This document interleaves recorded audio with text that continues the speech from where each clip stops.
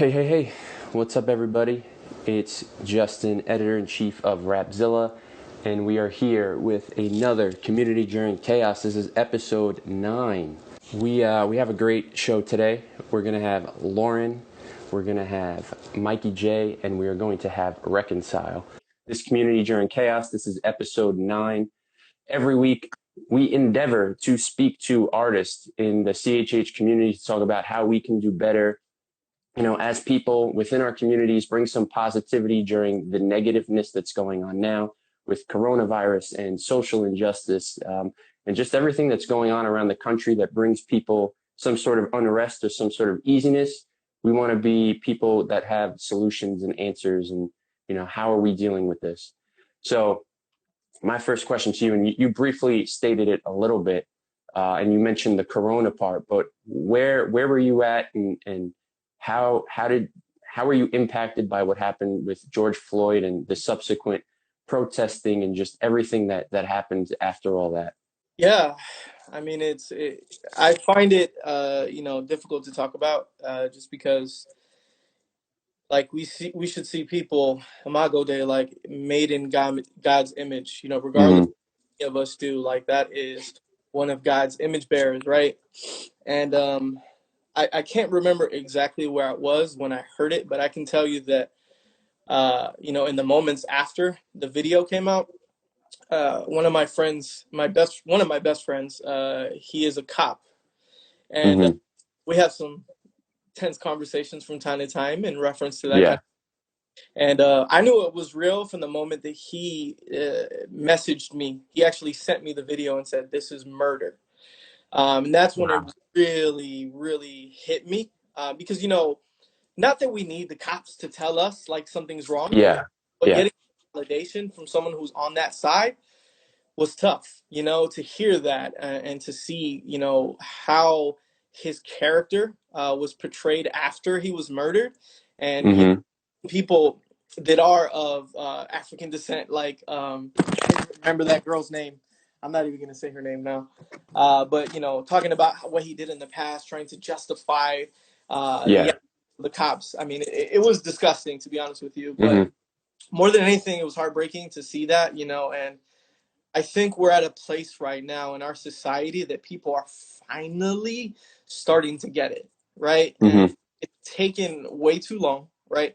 I think what people, in a way, obviously the internet has its disadvantages, and, for spiritual health, but I think Yeah. in a lot of ways, I don't think people would be as open or see how racist our society and our system still are, right? Um, so in that sense, like, the internet has really, like, not saved, but really, like, helped just break through for a lot of people, right? Particularly Mm-hmm. people aren't in communities of color. You know what I'm saying? Like, Right. some, uh, like, as human beings, we're selfish by nature, right? And sometimes it takes us to be affected. I mean, if you think about coronavirus, right? How many people who are anti-maskers don't know someone who has been affected, who has been on a respirator, right? Yeah. Sometimes it takes you to be personally affected, and that's the problem with racism. If you're not, Mm-hmm. someone who is in a minority group, or in a marginal Absolutely.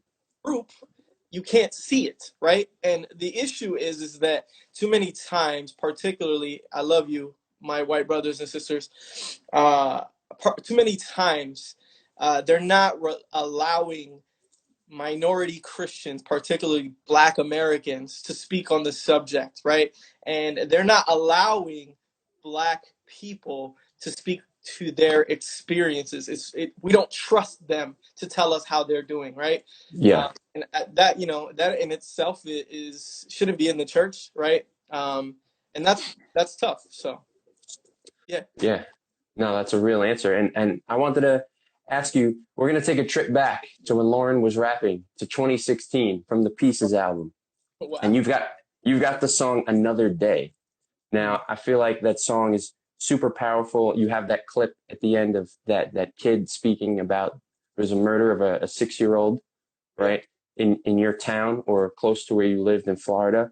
So Yep. I feel like that song is super even relevant and impactful today because It's like a community standing up for somebody who was murdered unjustly. And this, this isn't an incidence of police brutality, but it's also an incidence of life lost for no reason. Yeah. So can you maybe just talk about that song and tragedy, surrounding that song, and maybe how we could relate some of what happened then to today? Yeah. I think the thing that really cuts deep about that song is that, it's real, it's raw. It's too many times like hip hop talks about things that really don't matter, right? And that song Mm-hmm. particularly, I mean, that instance, right, where King Carter, his name was King Carter, was shot. He was playing basketball in his house, right, or outside of his house in his apartment Yeah. complex. And he was the victim of a stray bullet, wrong place at the wrong time, right? Yeah. But why is it wrong place at the wrong time, right? Like, he was doing nothing wrong. He was playing basketball, the most innocent thing a child can Yeah. do, right? And I think back to like how that hit home for me was because I had just, I was on the way to having my second child, right? And as a parent, the biggest fear that any of us have is losing a kid, right? And too often, uh, Black children are victims of not only police brutality, right, but issues within our own community as people of color. And you have to look as to why these communities are so, Yeah. destructed, right? And you got to go back and go back all the way to redlining and how systems today still. I mean, I went to a school that one of the big reasons I left Miami was because my daughters, excuse me, was going to an F school. Her middle school would have been an F school, and her high school would have been an F school. My high school and middle school were both the most violent schools in the state of Florida, right? That's one Wow. of the biggest reasons we left, right? I had that privilege that I was able to get out of that community, right? But that's not the case for thousands of people, Mm-hmm. millions of people in this country. They're stuck in the areas that they are because it costs a lot of money to be poor in this country. But then when you look at it, why are minority groups poor, right? And you got to go back to one of the biggest wealth builders in this country is owning a home, flipping Right. homes, right? And, passing that home on to the next generation, so on and so forth. And, for years and years, the Black community didn't have that because they were disenfranchised and were not allowed to own homes in specific areas. And, even when you talk about schools, right? Like, the schools are impacted by the taxes in the neighborhood that they're in, right? So if you're in a poor neighborhood, of course, the schools aren't going to get the taxes that they need to support children who are at a larger disadvantage, and also more children, because more than Mm-hmm. likely, when you're in a poor neighborhood, the schools are bigger. There's more kids in a classroom, and you're like almost like sardines. Like, I remember, I mean, in New York, it's probably the same thing. But, when I went to middle school, it Yeah. was like 40, 50 kids in every class, right? Mm-hmm. Piled on top of each other. When I went to high school, we had one-way hallways because, like, there was just so many kids. Wow. Um, but yeah, like, really, that song hit home for me too because uh, somebody said this: white boys lying, blacks don't have fathers. That's also one of the reasons why. When we look at mass incarceration and how blacks and other minority groups, but particularly blacks, were targeted by the war on drugs, that is never ever going to be uh, defeated, right? There's just, you're not going to stop people from doing things. So yeah, King Carter hit home for me because I saw my daughter. You know what I'm saying? I saw uh, my nephew. My nephew is a kid who the cops would target. You know what I'm saying? He is my nephews are black. You know what I'm saying? They're Dominican, but they are of African descent. So, if a cop sees my nephew, like, I have fear to this day that that they're going to be unjustly Mm-hmm. say something to them. But Yeah. anyway, yeah, man, it's been crazy. So, when you look at today society and where we are, like, this has been happening for years. This is not new, right? It's Mm-hmm. some, right, because of the internet. Um, when I was actually watching this documentary, it's called Liberty City Warriors. Actually, Reconcile does a lot of work in Liberty City. Matter of fact, the cop who is one of my best friends has gone to prison with Reconcile. Wow. I know he's next, but I just want to say that dude is for real. Like, he's really about what he talks about, man. Really Hmm. inspiring. Rec, his name is Henry, so I'm sure you know him. But anyways, King Carter was killed in Liberty City. And there's millions of stories like that. Of kids being in their neighborhood, being safe. I mean, there was a video that came out on social media not too long ago where there was a kid playing basketball in his neighborhood. And I'm sure you probably have seen it because it went viral. And he's shooting a hoop, and then in the video you see him hide behind a car, but you don't really know why he's hiding behind a car at first, right? And then you see Hmm. a cop car pass by. This kid is maybe 7, 8 years old, right? Wow. And we have to ask, like, why is this child so scared of police, right? And it's because most of the time for people of color, the first interaction you have with cops can be negative. You know what I'm saying? As light skinned as I am, as light as my complexion is in Miami, I have had cops point guns at me, put guns to my head, put my face on the concrete in 95-degree weather where my skin's like baking. You know what I'm saying? And imagine someone who unfortunately looks like what oftentimes in the media criminals look like, right? Right. Right. I have privilege myself as a Puerto Rican, Cuban, light-skinned Latino, and that's something that in our own community we need to address, right? I have cousins that are absolutely 100% black, and they still won't admit that they're black, right? So Same what thing with me. Yep. you know what I'm saying? So what do we do about that as Hispanics, as Latinos, who, one, we should love everything about our heritage, right? Including the African descent. I'm very proud. I'm like 16% African. I'm very proud of that. You know what I'm saying? And too often Latinos don't recognize that part of their heritage. So, but yeah, man, King Carter hit home for me. Surf Gang, actually, both of them knew the father who Carter's father, and in Wow. the documentary Liberty City Warriors, King Carter's football team was in it. So, I was going to ask, like, do you have any opinions of Latinos' role in standing in solidarity with racial injustice, which you did kind of just speak about this, but maybe can you go a little more in depth? oh yeah, absolutely. I think oftentimes, I'm Cuban, Puerto Rican, and not to, no people group are a monolith, right? But I even think to what Cuba is today versus what Puerto Rico is today.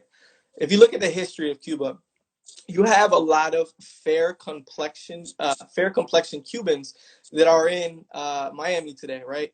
And a lot of that was because, just like America, the lighter skinned people had more privilege and had more wealth, so they fled for the states, right? Hmm. And the people who are of African descent, Taino descent, or more looked like that. Uh, they were stuck in Cuba, right, under a destructive communist regime. More than anything, was an authoritarian regime that literally killed people, right? Uh, Hmm. Hmm. and I think as a Cuban Puerto Rican man, when I look at Puerto Rico, I see a better example of people who have been living in solidarity. Now, granted, it's not the rule, right? Because obviously there is going to be racist Puerto Ricans, which is because Yeah. it's self-hate, right? When you think of Hmm. colonization, what did that do to Puerto Rico, right? Like when the Spaniards came in, when the Americans came in, like Puerto Rico today is just a modern day colony. That's all it is, right? Yeah. But it really is just self-hate. So how do we as Latinos who care about our blacks brothers and sisters, how can we speak up to that, right? How do we as a group stand by our brothers and sisters side, right? And I think a lot of it has to do, once again, being in proximity, being from Miami, excuse me, Miami. being from Miami. yeah, yeah. Being from Miami, it's just like New York, right? Like, my neighborhood was 50% black, 50% Hispanic. Yeah. I didn't have a white, quote unquote, white friend until I went to church in a white neighborhood, right? Um, Hmm. and that was, you're talking like in middle school, there was some white kids like sprinkled out. High school, there was like none. Um, Elementary school, I didn't have like any. But when I went to high school, I started to see like we were living in such close, like, um, like I guess we were really close. Like if you look at Los Angeles today, Mexicans and blacks do not get along in certain neighborhoods, right? Hmm. That's what he said in Miami, and that's the one thing that I do appreciate it about Miami is because it's such a diverse place where people tend uh, to don't. I hate to say the word "don't see race" because that's the stupidest thing ever. Yeah, But people tend to look past race. You know what I'm saying? because it's not really an issue there. Like everyone is just I mean, living together. I didn't see a Confederate flag until I went to Georgia. You know what I'm saying?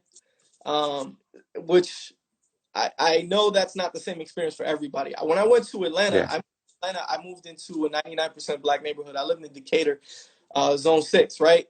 And when I tell you that I was like, that was one of the areas that I felt safest at, right? And it goes, once again, by being familiar to you, right? I feel less comfortable in a nice neighborhood than I do in an area where there's minority people, right? It's just something Hmm. about it, right? Um, Not to say minority neighborhoods can't be nice, because of course there are. But because of the way the system is built, unfortunately, that's the way it is sometimes, right? Um, but yeah, I think we have to really look at ourselves as individuals, as a people, and recognize that most Caribbean Hispanics, especially, uh, Hmm. are, have some Spaniard, we have some Indian, Native American population. My family, specifically Taino Indian, right? And then Hmm. we're going to have African. Like everything about our culture, like if you look at the food we eat, it's African. If you look at the music we listen to, it's African. Yep. Our in a lot of ways, the Hispanic Latino community is more connected to African history and ancestry than sometimes the African American diaspora in America, right? And we don't acknowledge that part of our heritage, and that's the sad part because it's so big. It's such a big part of our heritage, if that makes sense. Hmm. You ever do a DNA test? Yeah, yeah, that's how I know I'm 16% African. Yeah, I was 14% African. So it was like my dad is like pretty much Polish 100%. So it was like 50% of me was like all Polish, and Mhm. then the other 50%, my mom's side was African, Spaniard, Native American, French. It was just like a mixture of everything, which is exactly what you're saying. Like people in the Caribbean almost don't have an origin point because everybody came here and colonized It's the everyone who was here. it's the craziest. It's like we don't belong anywhere. You know what I'm saying? And that I think that's why we're so connected to the countries that we come from, Yeah. because it's like part of my family was colonized, part of my family was enslaved, and part of my family colonized and enslaved part of my family. You know what I'm saying? It's Yeah. crazy. Thankfully, I did some research. My wife, she went back to like the 1400s, and all of my family worked in the plantations on the sugarcane fields. So I'm sure they had privilege because some of my family was light complexion, but Yeah. it was almost terrifying to think that my family could own slaves at some point. You know what I'm saying? And I think that's the hardest thing that white Americans struggle with, right? Because they don't see it today. Like, Yeah. okay, slavery was 200, 300 years ago, 400 years ago, whatever they want to say, right? But that didn't mean that black people weren't terrorized after slavery. Of course they were, right? Hmm. Um, but I think the church just needs to look. We care so deeply about like our theological issues, right? And I think that we need to look at race and racism particularly as like a gospel issue, right? And when we understand that, like the gospel makes us all one in Christ, right? And if you want to go deep into like reformed theology, which Hmm. is a whole nother subject, Yeah. but the Bible says that all men are totally depraved, right? And to think racism tells you that one race is superior over another, right? And a lot of people will say, "What about black on black crime? Why is the black community so violent, quote unquote?" Right? But the Bible is in complete conflict with that. The Bible says that all of us are sinners, right? All of us have sinned. Not every single person is capable, right? We're all fallen from the very beginning, right? Um, Hmm. and the gospel says that, right? But racism says, well, sometimes this particular group is more likely to commit this kind of crime, right? But that Yeah. that is not only racist, excuse me, but it's also heretical, right? Because the gospel says the exact opposite of that. It says that we're all capable of it. Instead of looking at like what's wrong with America, we have this American ideology. Like we call it American exceptionalism. Like America is the greatest, it's the best, right? And then we don't look at everything that America has done to stop Black people from prospering in this country, right? I mean, if you look, poverty is the root of all crime, right? Not all crime, but the majority of the crime that happens in these neighborhoods is because the kids don't have the same advantage, right? Right. Right. But it's easy to say this is because their culture, right? That's the code words they'll use. Their culture isn't as good, or they don't have the same family morals that whites do, right? Yeah. Instead of acknowledging like, hey, you had everything, not to say handed to you, right? Because obviously like poor whites have it difficult too, right? And I think that's the hardest part. When poor whites hear the word privilege, they're like, well, I was poor, I did this and I did that, but they still don't see like, yeah, you're poor, but take a Black person who's poor in America.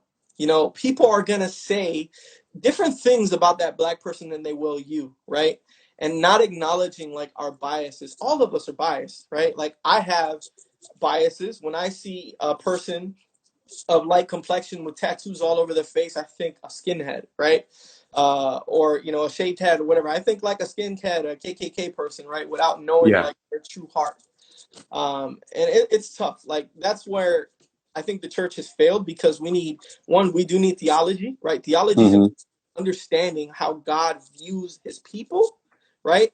And at the same time, understanding practically what can we do to mitigate the systemic oppression in our country. And the church should be leading in this. There should be no debate. Like we shouldn't be talking about this. This is not a black. I mean, it literally is a great issue. It's black or white, right? And unfortunately, racism still exists. It exists within the church, and we need to uproot it, right? Like it's existed forever, right? Like, and I want to be clear, like racism is a sin. It's not going away, right? But that doesn't mean that we don't take action, right? That's like saying, yeah, murder is a sin, but we can't do nothing about murder. No, really? Because like our entire society and all of our cops are trying to take away everything they do to get rid of murder, but we're not giving the exact attention to those kinds of things, right? Like Peter himself. Peter, one of the fathers of our faith, struggled with racism, right? He himself was a Jewish man who did not want to be around Gentiles, right? He repented of his sin, but Paul called him out. We don't call each other out. But yeah, bro. So, you know, when we look at Paul, the apostle, like calling out Peter for his sin, that was something, I mean, it's literally in our scripture, right? Like if you go and look at it, like Paul is specifically saying that Peter was, I want to say the word, he said Peter was condemned for like being a racist and not wanting to sit and eat with the Gentiles, right?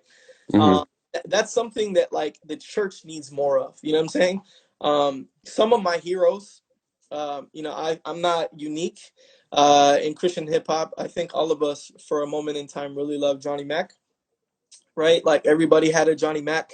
When I was doing ministry, I had a Johnny Mac study Bible. I still have it. And then I go and see some of the things that he talks about and uses his platform for. And it's really disheartening, right? Because they say don't be political, but for too long, the evangelical church has been tied to the Republican Party, and it's alienated an entire section of Christians, right? And, you know, I'm not saying that that's one of the reasons people have left the faith, right? But they've alienated their brothers and sisters, right? So, yeah, does that make sense? I don't know. I'm rambling over here. See, you had so much good stuff there. I wouldn't even know where to tell you to close out. But so real quick, if you could sum it up, what would you like to see? Like, what are your like hopes and dreams of coming out of all of this? Yeah, man, I think that Christians need to love people the way Jesus loves people, right? Regardless of our skin tone, our pigmentation, our complexion. And, you know, you have to understand what people's experiences are. And you're not going to understand them through this Instagram feed. You're just not. You got to live around and be around people of color to really like empathize and understand what they're going through, right? And for too long, I mean, you know, like as a Hispanic, I'm not comfortable when I go into a completely white church. And I know that might seem weird to people because I'm so light in complexion, but like culturally speaking, like there's nothing white about me. You know what I'm saying? Like I grew up in African American culture. I'm Hispanic. And when I'm around white culture, there is a lot of it that does alienate people, and sometimes they'll say things that are like low-key racist, and they'll think you agree as a Hispanic light complexion person, and I'm like, Yeah. it's like, you got to call it out. But to close, be in proximity with people of color. Listen, right? Black people aren't just saying these things because they want Hmm. to. People are dying. uh, this dude is so dumb. He said I'm a Latino butterfly. All right, man. But I'm not gonna take any more time. I appreciate being on, and I'm gonna keep watching. So, Where could everyone follow you, real uh, quick? Instagram, Twitter. I don't do Facebook anymore. All right, bro. Good seeing you. Peace. Peace. Just keep it going. Thanks for jumping on us, man. And in there early participating. I like to see that. Oh yeah, man, your boy Lawren in the crashing, bro, the beautiful butterfly. You feel me? They call him brother. They call you dog. Lawren, I'm in here with your homies, man. They going in on you, bro. What's up, Cannon? For Great everybody conversation. tuning in from Reconcile's page, my name is Justin. I'm the editor of Rapzilla, and this is Community During Chaos. Every week, I get together with 3 artists to talk about ways that we can improve our community, make a difference, bring solutions and positivity. Because as you're all well aware of, there's a lot of craziness, chaos, negativity going on. So how can we be the change and how can we be leaders? So that is the whole point of the show. We've had Lawren. Here's Reconcile. After Reconcile is MykeyyJ. Hot boy So Chris, what's up, baby? I see you, man. Much love. everyone throw some hearts if you're watching for Reconcile right now.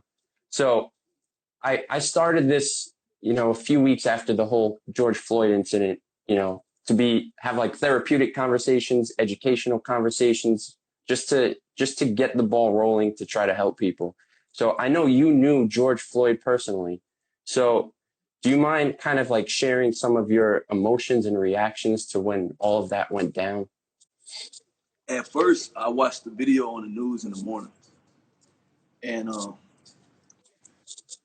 I was like, "Dang, man, they done murdered another black dude, man. This is crazy." And then I looked, and I couldn't, you know what I'm saying? I just like, man, it's too heavy. This is just too heavy, and I didn't even want to watch the rest of it. Then I jumped on the ground, and my timeline was just rest in peace, Big Floyd, rest in peace, Big Floyd, rest in peace, Big Floyd, rest in peace, Big Floyd. I'm like, something happened to Floyd, and then the timeline on the TV came across George Floyd murdered by the police, and I was like, yo, man, it's just wild. It's just wild, man. And the world don't know Floyd like we knew Floyd. Mm-hmm. The whole third ward, man. As somebody that was like a big brother, uncle figure, somebody that had actually made it out and flourishing. He was actually in Minnesota at a church doing a discipleship program, and through the program, you could get a CDL to drive trucks. Wow, man. Yeah. So he was, from everything that I've read and seen, like he was in the process of getting his whole life together and, on the right path. And of course, this is when something like that happens to him. And I think he had been in Minnesota for a little minute. Mm-hmm. And traveling back down, he was a very supportive role in a lot of people's lives in the third ward, Houston. That's when I met him. I met him when he got out of jail, like in 2013. And, you could tell he was a changed man. Everybody that knew him knew he was changed. It's like Floyd don't want to talk about street stuff no more. Like Floyd don't rock that way no more. You know what I'm saying? And when I first met him, it was at an event in the projects that we was putting on. Shout out to Pastor P.T. Ngbolo. Shout out to Good Hope Missionary Baptist Church. Shout out to Corey Paul, Resurrection Houston, everybody out there that dedicated their life and their time. Shout out to Hiram. Shout out to Jasmine. Everybody that just dedicated so much of their time in their life to making a difference in Third Ward. And he saw that.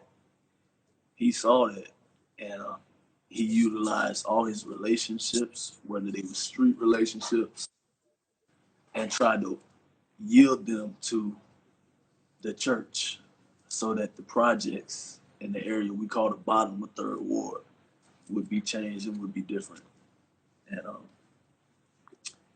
beautiful dude, man. He had a past, like anybody over there, like me, like most of y'all. But he had changed from his past, and he was walking in it, man. He was being a light.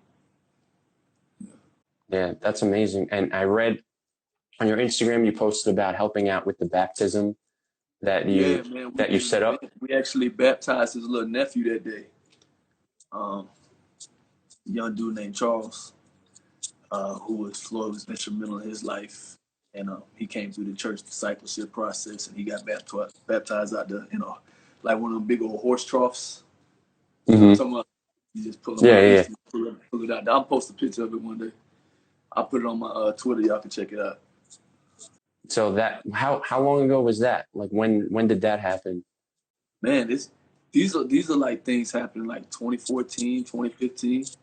Okay. I actually moved in 2016 after my second son was born. We moved from Houston back to Miami because I wanted my kids to grow up around their family. And yeah, so that was like the last time. And then he actually supported me. We were doing a video called I'm just giving you some more insight on George Floyd, man. There was actually a gang junction. They say what? Oh. Yeah. It was a gang injunction. A gang injunction is essentially when there's a lot of gang activity, gang murders, gang violence, gang shootings. What they'll do is they'll say, whatever gang you're in, whatever neighborhood you're in, you can't leave that area. You can't go to no parks. You can't, because, somebody could be in the gang, they go to a park, they shoot up the park, the kid get killed. You know what I'm saying? So you have to stay in your areas because the gang violence was just so bad. And in Houston, it ain't just like, you from a hood and it's a gang. It's gangs inside hoods. You know what I'm saying? It might be 3 gangs from one hood.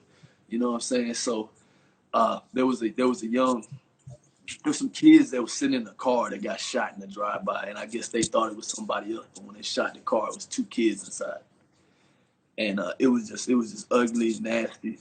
And Floyd, he stepped out. He used his words and his relationships to say, "This gotta stop. It's gotta stop." Yeah. And I don't care who you is, but you ain't hard, you ain't hood, and ain't no respect come from living this way. And that's where you got that famous line which says, it's either one or 2 ways to go, up or down. You know what I'm saying? And you got to choose God. Ain't nothing wrong with choosing God. And it's just dope, man, because around that time, our team, we was organizing a effort to kind of change the message and the culture of the area, and we brought together all the Third Ward rappers, and we did a song called the song's called Going Through It. So if you check out YouTube, check out Going Through It. That was even something that Floyd was promoting the hood to come out to. So it's deep. It's dope.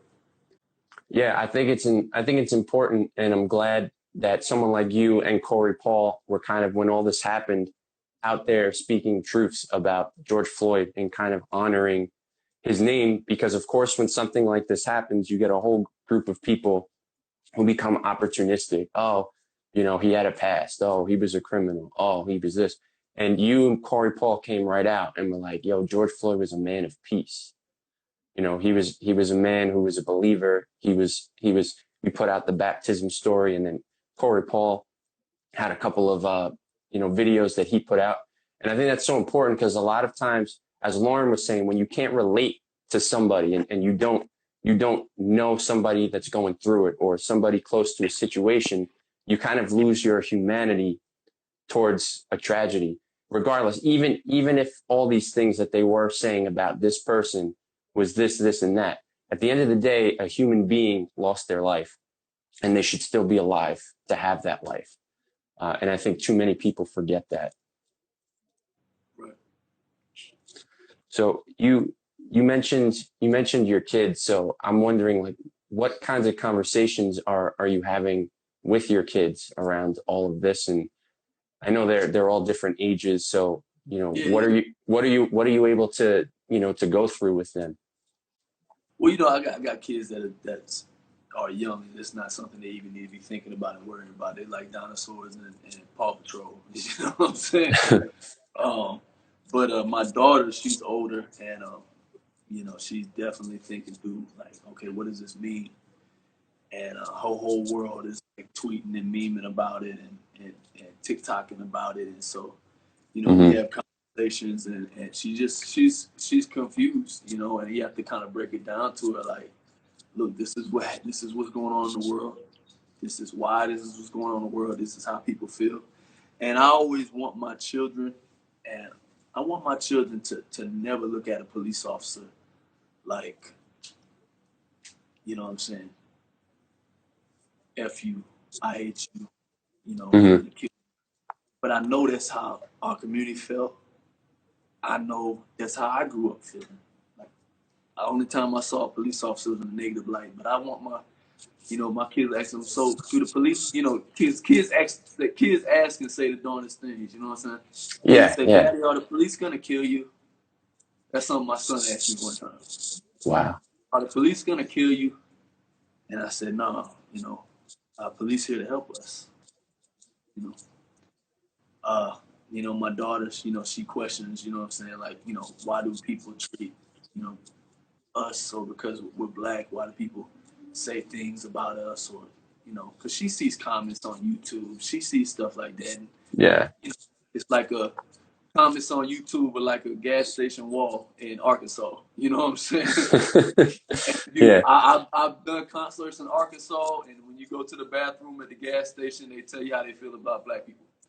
Um, um, and it's just, there's a lot of hatred, there's a lot of brokenness, there's a lot of ignorance, and there's a lot of lack of people having a relationship with one another. So all they can do is fear.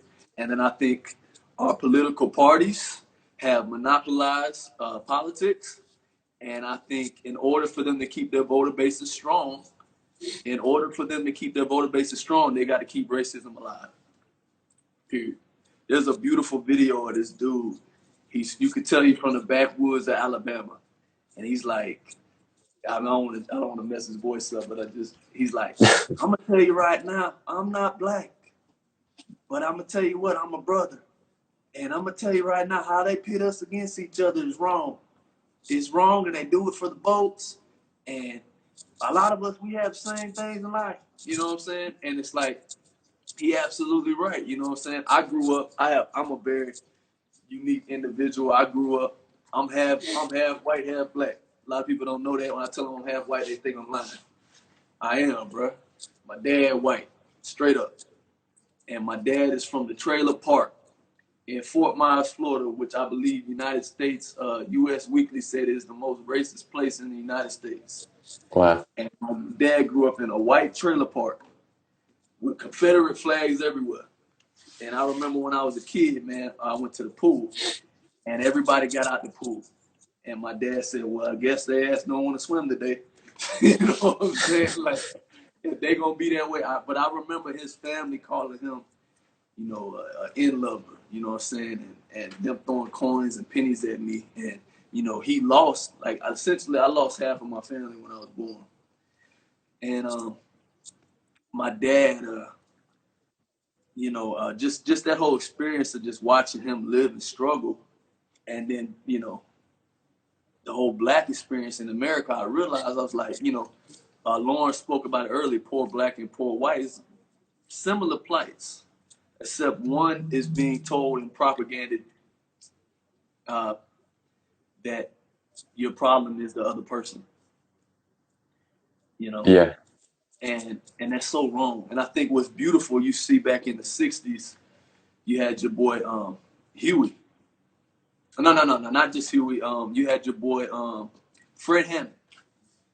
This is a go look him up on Google. This is a unique individual. He had the idea that white West Virginia coal miners and Black Panthers from the Chicago area had similar struggles. And he said, you know what, let's bring our organizations together as well as the organizations trying to get equal, better labor opportunities Mm-hmm. with the Hispanic community, and said, let's bring ourselves together and let's see that we're all the same. And we don't have to be different, and we don't have to be against each other. And they protested together, holding hands, him and the West Virginia coal miner that couldn't be more worlds apart, but realized all the things they had in common. And next thing you know, this brother's murdered in his home by the government.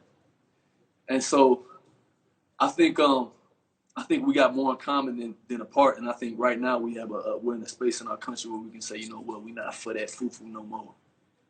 Let's change it. We're not on that no more. We're coming together, you know. I love to see the solidarity for the African American community. And I'm gonna tell you, if you don't stand on that side of history, they coming for you. You know, it ain't no love for us.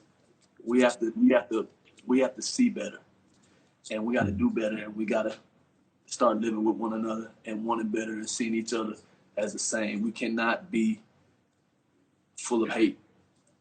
But yeah, Absolutely, man.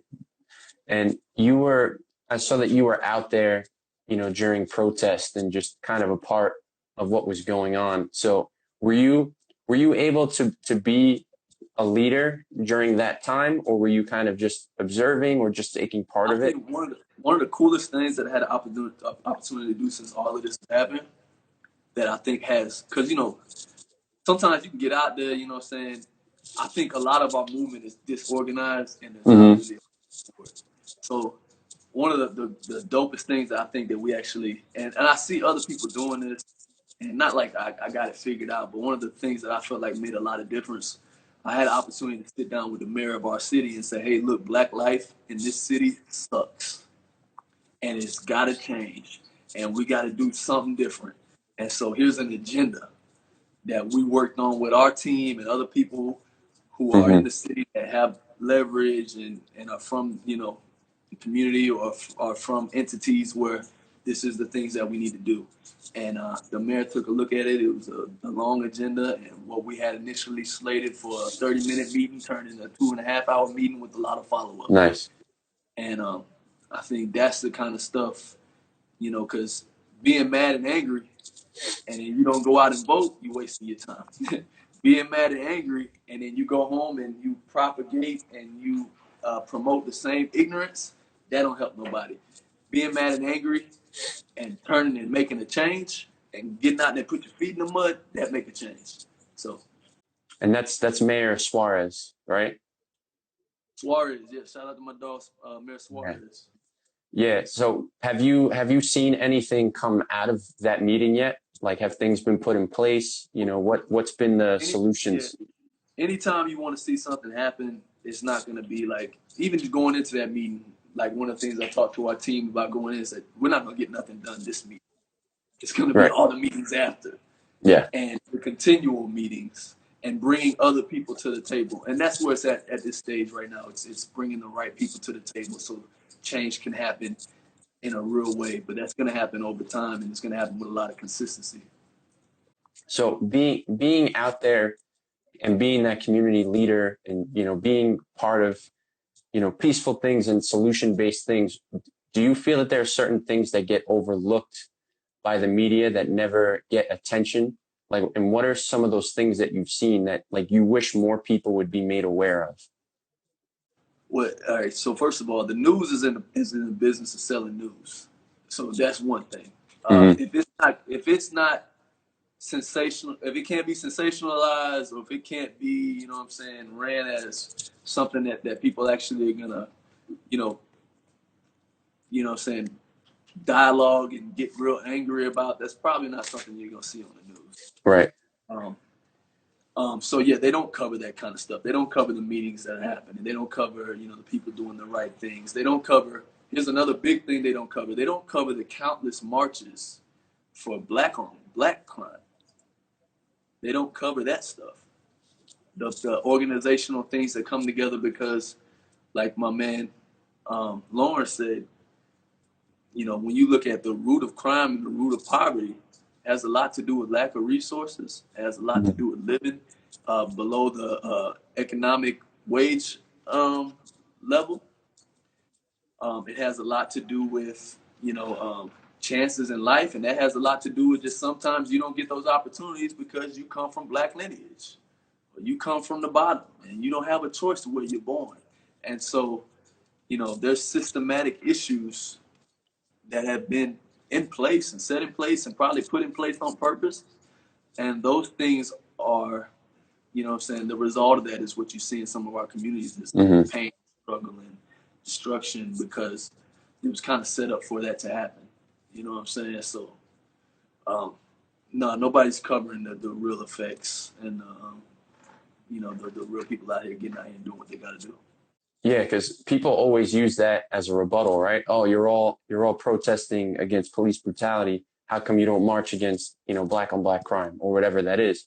And Man, people are getting it up about does black it on does black crime. happen. People are getting up about black on black crime. People are making a deal out of asbestos in old apartments. People are making a deal out of mental health issues in our community. Like, there's people doing and trying to do stuff. Nobody puts money towards that. Nobody cares about that. Matter of fact, I met with a dude one time. It was a wealthy dude. And I was sitting with the dude, and I'm trying to get him and his associates to put the bag up, essentially behind community renewal, community rebuilding, programs for youth, programs for juveniles, resources for our community. And he was like, "Look, man, I'm gonna level with you. I'm gonna be 100%. I'm gonna be 1,000. I'm gonna just this is." He didn't say it that way, but I'm paraphrasing. You feel me? Yeah. He's like, "I'm gonna give you the game on how me and my partners feel."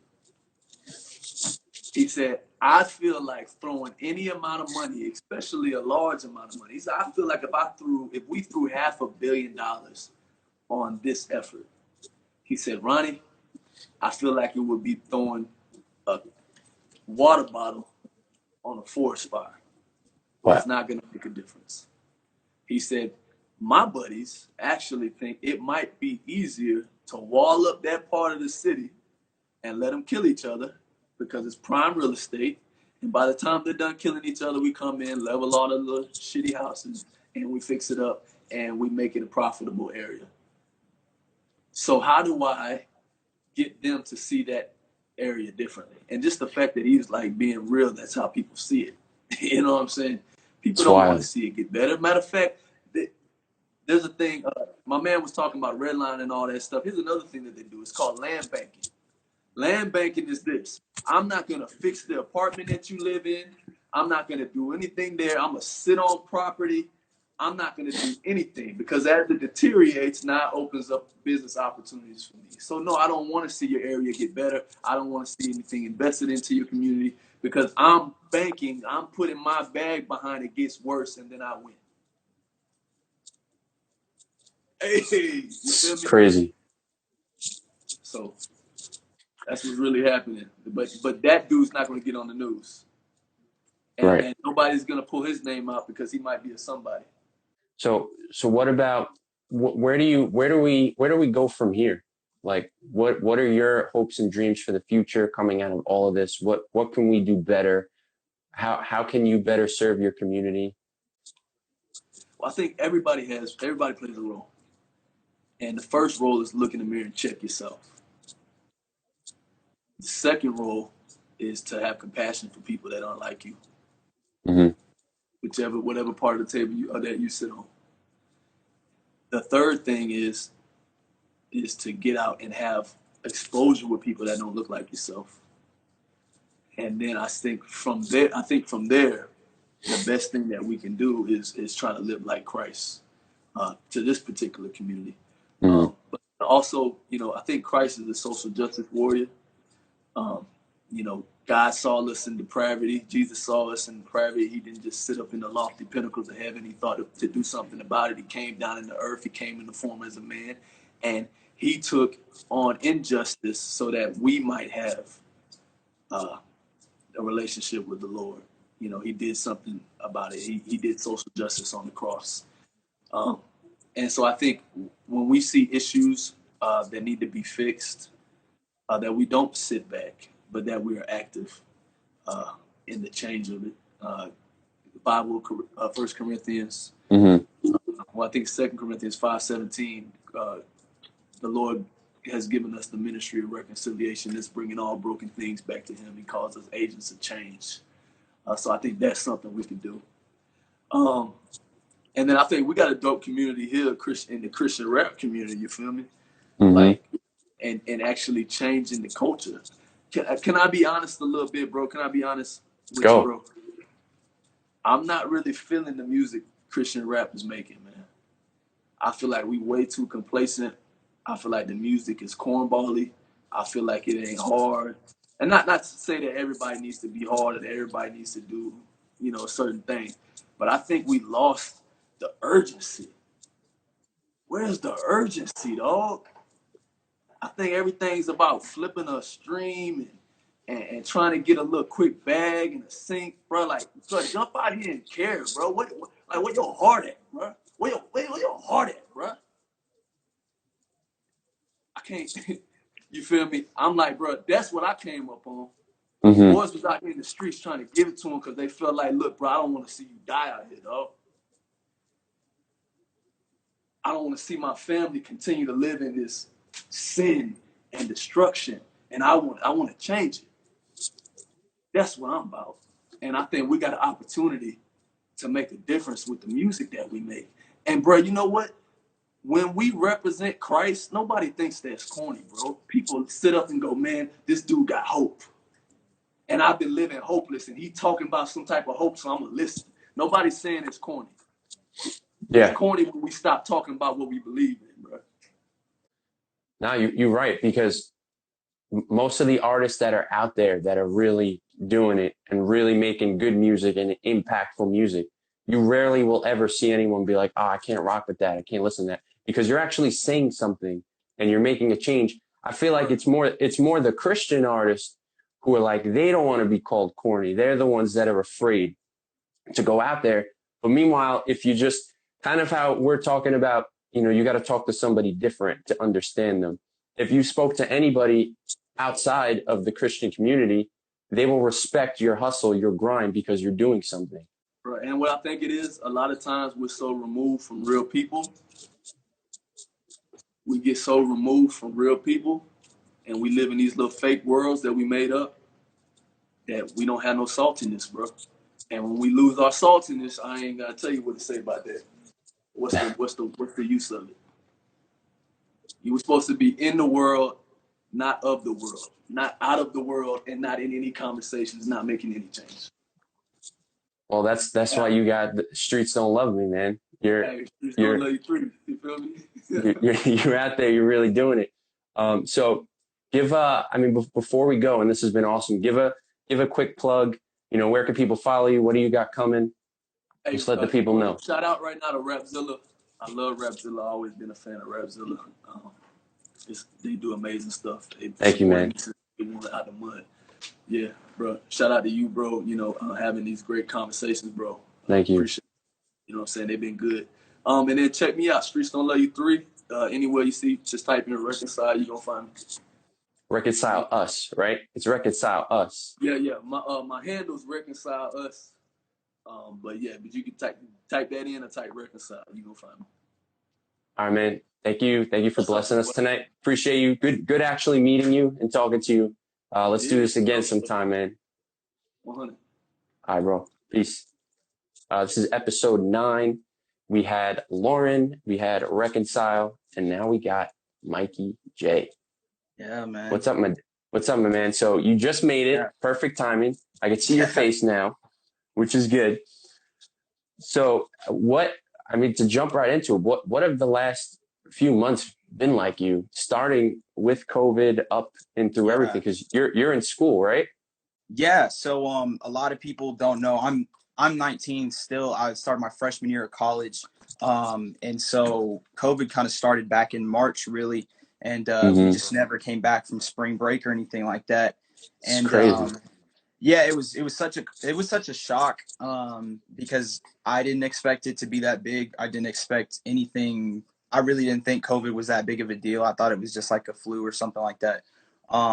but yeah, that kind of messed me up. And then now everything that's going on, I think it all kind of sparked with George Floyd. Yeah. That being because we have the internet, we have phones, we have resources now to see these type of things. And if you go back and look, this stuff has been happening. Yeah.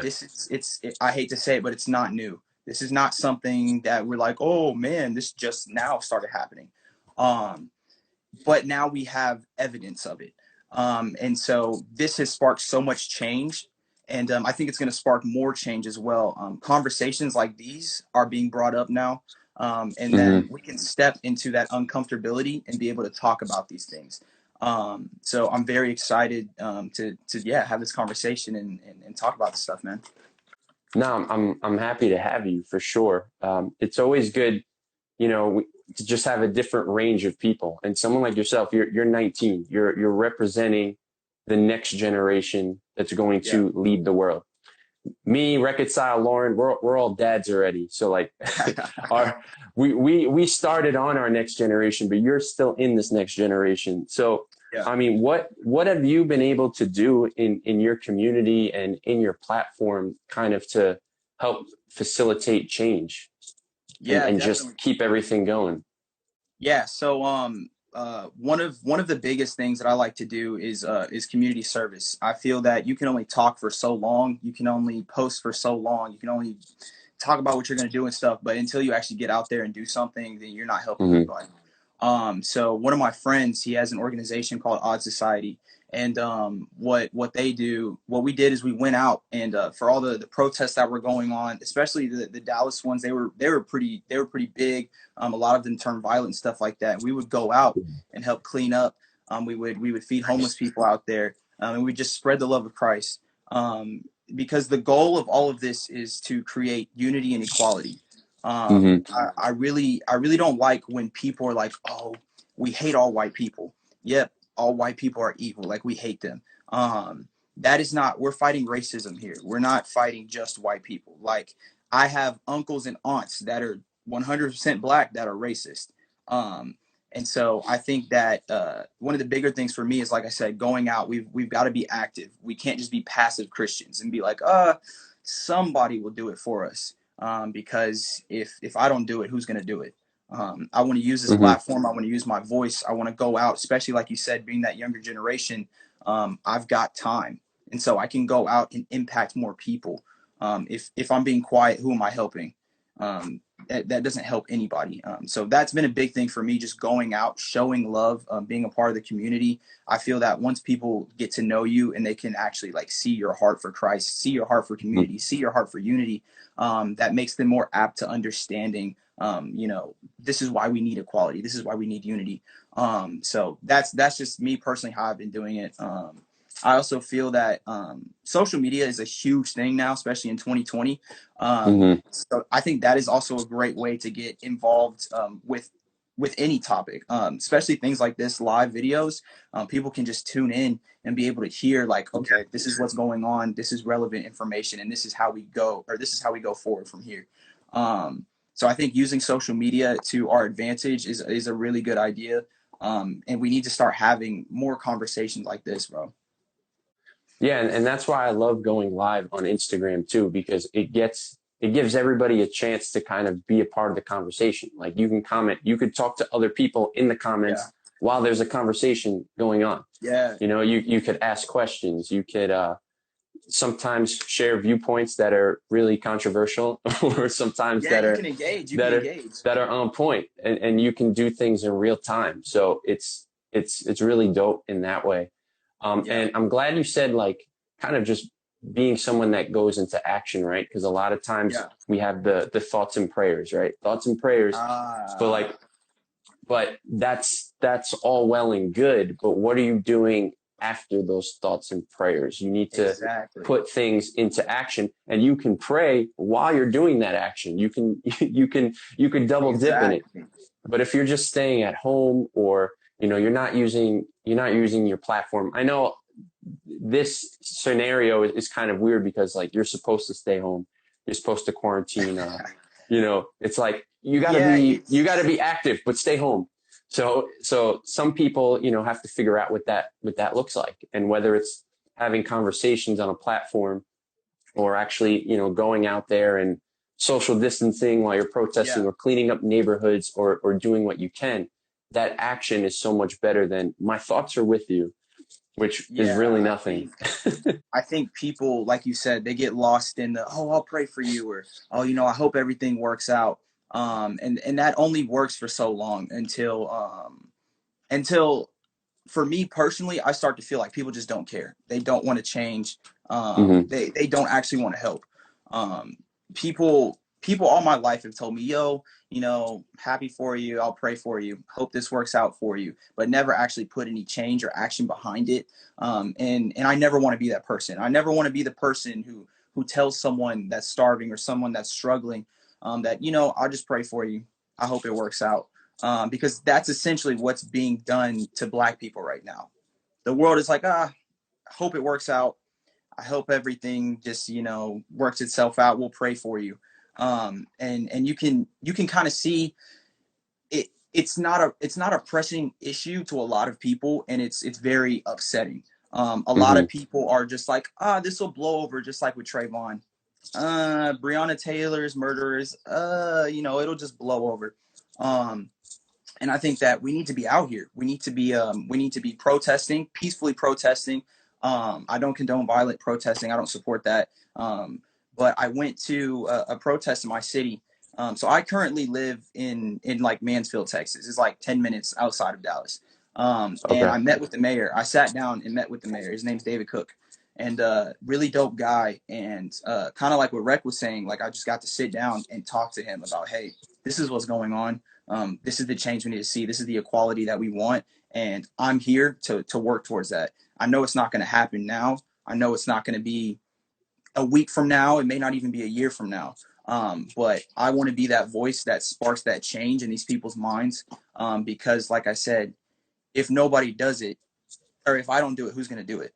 And Mm-hmm. so that's something that's very, very, like it's heavy on my heart, because I'm younger and I see a lot of older people that are just like, don't worry about it. I mean, it doesn't matter to us anymore. And it's like, well, my generation, the kids under me, we've got to grow up in this. We're growing up in a time of COVID. We're growing up in a time of social injustice. Social media is popping right now. And so everything is in our face. Everything is just right here on our screen. We can find Yeah. whatever we want just on our phones. And so we've got to use this and speak up. I'm very much against just being complacent, because being complacent doesn't change anything. Being complacent doesn't help anybody. And so for all of my younger kids or anybody on here, like I need you to speak up. I need you to use your voice. Because if we don't do it, then who's going to do it? So yeah. Now, yeah. Now, how did you get to meet with the mayor? How did that happen? Yeah. So, David Cook is a very nice guy. He's always been into music, really. And, honestly, it kind of just was a God thing, man. I had did some online like video cast show, and he just ended up tuning in. And he said, yo, I really like your stuff, man. I would love to connect with you to do like some Nice. city work stuff. And I was like, yeah, of course. Like, this is something that I'm down for. Because a lot of people don't know this, but my mom is the Chamber of Commerce in my city. So I'm really politically involved in a lot of stuff in my city, just trying to promote change, stuff like Okay. that. And so my mom was able to plug me in with that. And we sat down and planned out this. It was from City Hall to like this park about a mile away. We planned a whole protest, bro. Peaceful protest, police sanctioned, everything. And he was so open. Everybody in the chamber was open to listening, just sitting there and listening. And I think that's one of the things that people need to learn how to do. A lot Yeah. of people a lot of people will try and bring up counter arguments when you're trying to explain how you feel or explain something. They'll say, oh, well, kind of like what Rec was saying, well, black on black crime is a thing. And it's like, okay, I understand that. But right now we're talking about equality. We're talking about police brutality. We're talking about a whole different topic. And you're trying to sidestep everything by just bringing Yeah. up whole other topics. It's like, what is the violence that we're talking about in this city, have to do with, the shooting in Chicago, this week? 'Cause Yeah. everyone loves bringing up Chicago too. Or, what does it have to do with what happened in New York? We're in Florida, we're in Texas, we're in wherever we're at. Exactly. Stop bringing up other people when we're talking about the situation at hand in our community. Exactly. I think it's just a way for people to sidestep these Mm-hmm. uncomfortable conversations, Yeah. because people, from what I've experienced, people don't want to sit down and talk about racial inequality. That's such a taboo topic. People are like, well, I'm not racist, so it's okay. And it's like, well, you may not be racist, but you have racist friends, you have racist parents, you have racist grandparents, and I need you to speak to them because I don't have the opportunity to speak to them. They won't speak to me just because of the Mm-hmm. color of my skin. So I need your help, the majority, to help us break this like racial inequality cycle. And I think until the majority understands that the minority needs their help, we're not going to get anywhere. So that's how I feel about it. Yeah. Something you said earlier, I think was important too, that you said you have people, in your family that are racist, like black Yeah. people being racist. And too often the terms like, oh, it's reverse racism. No, it's not reverse racism, because anybody can be racist. Yeah. It, right there is funny because it makes it seem like racism is just a white thing. Like only white people can be racist. So like anything outside of white people being racist is reverse racism. And that's kind of racist in That's itself. a racist It's, mindset. it's, Yeah. yeah, it's almost like, white people admitting like, no, only we can be racist. Anything else is reverse racism. Yeah. Um, but That is. racism, and as funny as this will sound, racism sees no color. Like anybody, Yeah. anybody could be racist. And I think that's kind of an important conversation too, because a lot of the dialogue is just pinning people against each other. But, Exactly. black people cannot like other black people, or black people cannot like Asian people, or Asian people cannot, like Hispanic people, or whatever it is. These problems exist within every community. Yeah. So this conversation needs to happen with everybody, not just black and white people.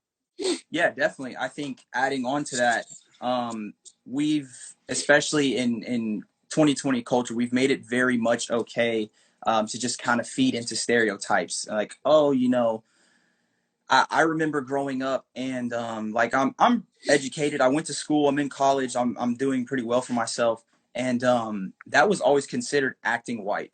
Like that, Mm-hmm. if you could speak, that was acting white. If you could write, that was doing something white people could do.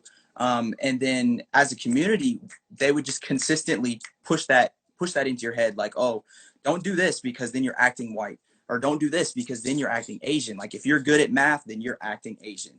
And so I Yeah. think that as a culture, we've kind of just let this stuff just slip, like just slide, like, I mean, it's not completely racist, but it's fine. He's just joking. And I think that we actually need to address these things because by you saying that I cannot speak literately, or is that no? If by you saying I'm illiterate and you saying, well, if you can speak right, if you can write, then you're white. That's being racist. You're saying that Mm-hmm. black people are not capable of writing, are not capable of pronouncing their words, are not capable of having jobs, whatever you want to fill in that blank with. Yeah. Um, and I think that people kind of just skip over that and they're like, oh, it's not racist. They're just joking, or it's not actual racism. That's what I've been told. It's not actual racism. But I think that as a generation, we're starting to get that stuck in our head that, oh, I don't want to act white. Oh, I don't want to act black. Oh, I don't want to act Asian. When in reality, you can't give a characteristic a color. Like if you can speak, that's not a race. I can't speak black. I can't speak white. I can't Yeah. speak whatever. Um, and so one of the things I remember going my senior year of high school, man. I I did the spelling bee and it was interesting. I didn't win just because I couldn't spell this one really big word. And I remember talking to the judges after, and they said, wow, you speak really well for 18, like you're doing really good. And I was like, well, thank you. I've been trying. And they asked me what school I went to. And I was like, oh, I go to my school, whatever. And one of the ladies, it was an older white lady. She said, wow, you speak a lot better than those other ones. And I said, well, what does that mean, Yeah. those other ones? And she was like, you know what I mean. And I was like, ma'am, that's racist. You're saying that I speak better than other black people. Like Just say it. Yeah, just say it. That's what you're Just saying. say it. Straight up. You're just saying I speak better than other black people. She was like, oh, that's not what I'm saying. I would never say that. I'm not racist. And I said, well, what do you mean by I speak better? That is blatantly racist. And she was like trying to put me on a pedestal above my other black brothers and sisters because I could speak. And I think that's where you get the whole term, the token black guy, token black girl, whatever you want to call it, where they're like, yes, we like him because he can speak. We like him because, he can write. We like him because he doesn't act like a hood rat, which is a whole other conversation. But I think as a society, we've kind of just fed into that, and we're like, okay, we'll go with it. But that's something that needs to be addressed. And I'm glad we're having this conversation about it. So yeah. Yeah, it's interesting. I'm reminded of something, in my own life. I'm white and Puerto Rican. My wife is white and Puerto Rican. She was at work and she was actually speaking to a black woman at her job. And she said, oh, I'm half Puerto Rican. And the woman goes, oh, wow. She goes, I wouldn't have thought so. You're not even ghetto at all. Like straight up just told my wife that she was surprised that she was Puerto Rican because she doesn't act ghetto. And this was coming from a black woman. So it's like, as you said, there's no reverse racism. There's just racism and people that are wildly misinformed. And kind of sad for that woman too, because she has the preconceived notion that, oh, I'm a minority. If I'm, black or Hispanic, that those people have to be ghetto. Meanwhile, they're working the same job. They both have very good jobs, both educated. But she just had it in her mind from, I guess, like indoctrination of how we do things in this country. Like, oh, I'm black, she's Puerto Rican, we're supposed to be ghetto or, something to that nature. And that's a really sad, like, reality. Yeah, it's it hurts my heart. Because like you said, it's a preconceived notion that minorities are just supposed to be ghetto. And if you're not ghetto, then you're a miracle. It's Oh, you made it Christmas. out. Yeah, You you did made it. it You out. made it out. And I think that one of the things I'm in a program here in Dallas that we teach younger kids, like elementary kids, just basic reading, writing skills, stuff like that. And a lot of them are minority kids. And we try to teach them that, hey, race is a thing. I'm not telling you to forget what color you are, but at the same time, you shouldn't judge someone based off of the color of their skin. And we teach them these everyday skills, writing, speaking, how to dress, how to look professional, stuff like that. Because we want these kids to grow up and go into the workforce and be able to compete with everybody else. We don't want the stigma of, oh, wow, like only one black person can do this job. The golden black person, that's the token kid, or that's the token Mexican that can do this. We want to start to integrate color into the workplace, integrate color into all these other things. And I think that it simply comes back to, if I don't do it, then who's going to do it? A lot of these kids come from lower income housing. They're not afforded the same opportunities as their white brothers and sisters. And it hurts to see that they want to do better. They want to do all these things. They're like, yo, I really want to apply for this scholarship. I really want to take this test and stuff, but they aren't afforded those opportunities. And I feel like at 19, I'm doing as much as I can to be like, yo, I can try and help you with this. I can try and support you in this area. I can try and put you on with this program. And that's just going to feed into promoting social justice.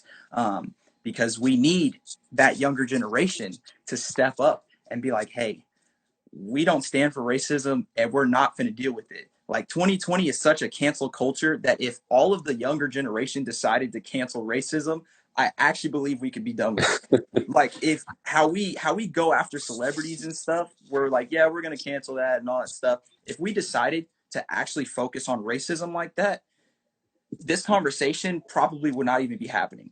And so for me, it's all about sparking a flame in people to where they actually feel like they need to do something about it. Because like you said, there's a lot of people that are like, oh, I'll pray for you, or I hope it works out. But until they turn that into action, nothing's going to happen. Yeah. I wish y'all would have just canceled 2020, period. and we could have just hopped right on over to 2021 and started. All right, we just canceled that whole year. Definitely. Let me ask you this, because of what you said kind of Yeah. reminded me about kind of integrating people of color or minorities into things that exist. Yeah. Would you rather have people of color have their own things? Like let's take it real simple, like a superhero movie. And it's like, all right, we're gonna make Thor a black guy next movie Yeah. because we want to bring change. But wouldn't you rather have just a brand new, like really cool black superhero instead of taking things that exist and just trying to put a spin on it to appease people? Well, how do you feel about Yeah. that? So my mindset behind all of that, which that's a great example. Yes, I would love to see another character. Let's take Black Panther for example. Yeah. Um, I love that they didn't try and make Spider-Man black or something. They didn't try and make Thor black. They created another character. I think that black created, black owned is very important. I think Mm-hmm. people that should be supporting that. Small businesses, black small businesses, even black big businesses, whatever, support it because that is helping us have credibility. And by credibility, you look at a white guy who owns a business or whatever, he doesn't really have to prove himself as much as a black man who owns a business. Because when a black man owns a business, they're like, how did you afford this business? What do you actually do here? Where are you getting your money from? But when you facilitate that growth in a black business, that gives them credibility. That allows them to have the same opportunities as a white business. But yeah, to answer your question, I do think that having things created for black people would be great. But at the same time, that can be seen as just trying to appease black people. Where it's like, oh, Mm-hmm. we gave you a character, we gave you a movie, so you're done. Um, Yeah. and it's like, well, no, we want equality. We want, okay, next time a movie is made, I would like to see black people get the same opportunity as, this white person that's auditioning for the role or whatever. I don't want to just have a counterpart movie because y'all don't want to be racist. Um, so that's a very fine line there because people can say that they're being genuine when creating these new opportunities for black people, or people will say that they're just trying to con their way out of seeming racist. Um, but for me personally, yes, I would like to see more things created for black people to succeed. Yeah. Yeah, because I was thinking about this the other day. I was like,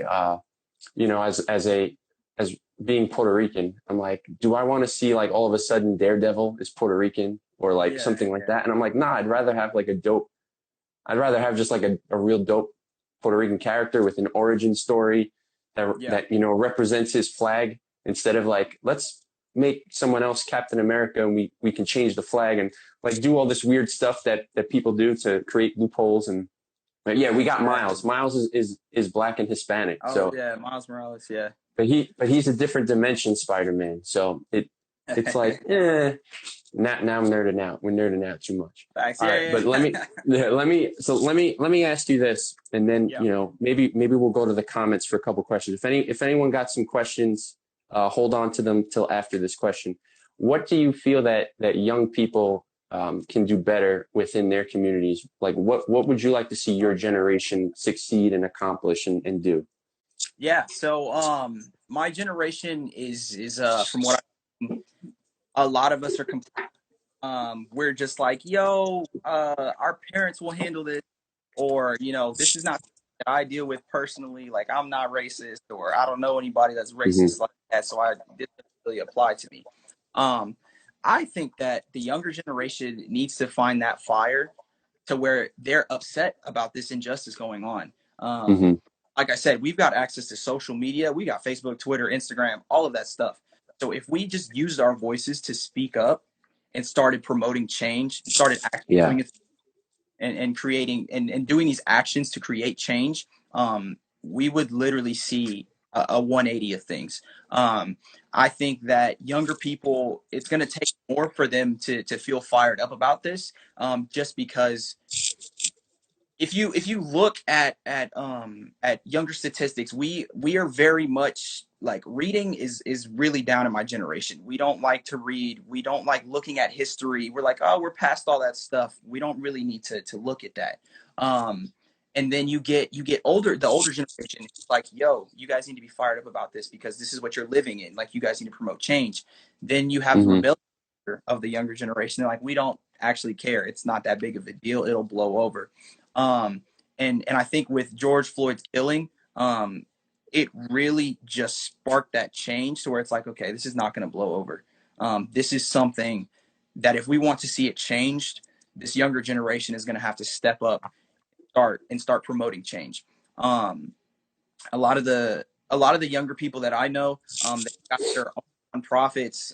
They've got their own societies that they're starting to go out. Like I said, Nice. go out and creating change, even if it's just cleaning up the streets. And as you're Mm-hmm. walking, just preaching to people, just inspiring them with the love of God. Because at the end of the day, we're called to be disciples. I don't care how you want to put it, how you want to say it, and like, oh, no, we're called to be people like that. That is the goal.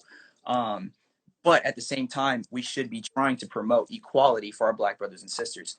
And so, yeah, that is my message to the younger generation. We need to be fired up. We need to be out there, because if we don't do it, then who's going to do it? So, yeah. Yeah, I think too often also, like, my parents grew up in the 60s and early 70s. Like, Yeah. if you look at history, there was plenty of protesting then. There was the civil rights movement, there was Vietnam, there was all these things they were protesting. And then, like, people my age or people younger, and they're like, what are these kids doing out in the streets protesting? I'm like, you guys did that. You guys did that. You forgot. And everything that our parents don't agree with that, like, we believe in now, they did the same thing with their parents. Yeah. So it's just every generation kind of like evolves, I guess, in ideologies and injustice in somewhat ways. And it's like almost every 30, 40 years where our eyes are open to, oh, maybe we're doing really bad at this one thing and we should do better. And then it's that process that keeps going and going and going. Does anybody have a quick question for Mikey before we let him go? Mikey for president.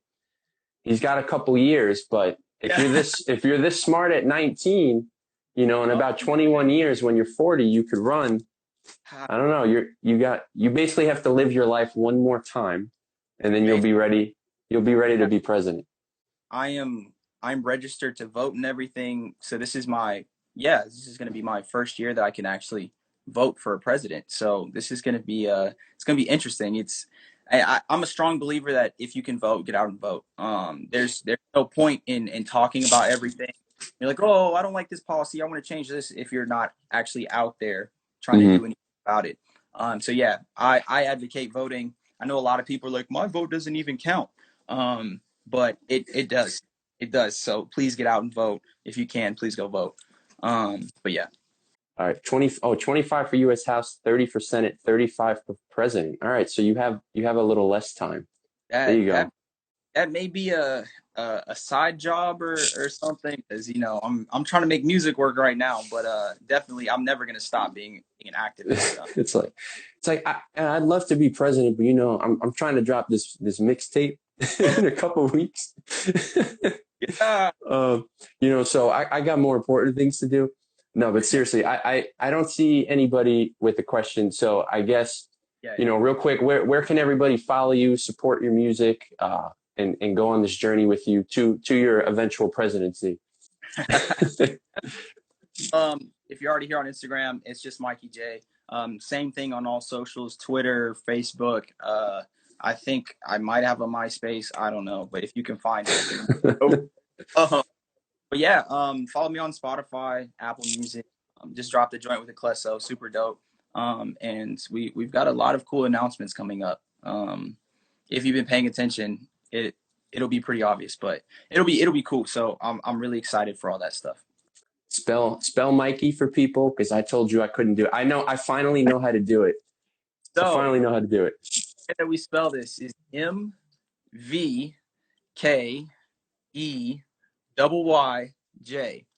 If you have to write it down or just like commit it to memory, do what you got to do.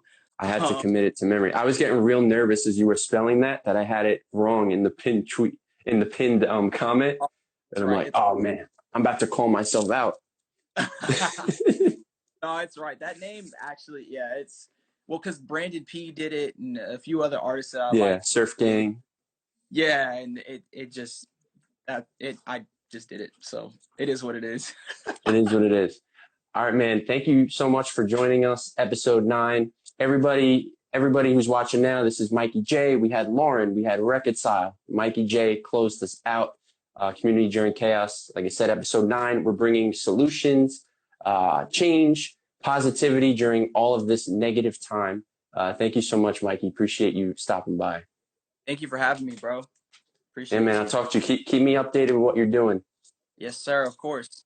All right, man. All right, bro. Peace. Again, everyone, thank you for participating. Thank you to Lawren, Reconcile, and MykeyyJ. And I will see you all next week. Be safe. God bless. And remember, thoughts and prayers, but also action and boots to the pavement. All right. Peace. Good night.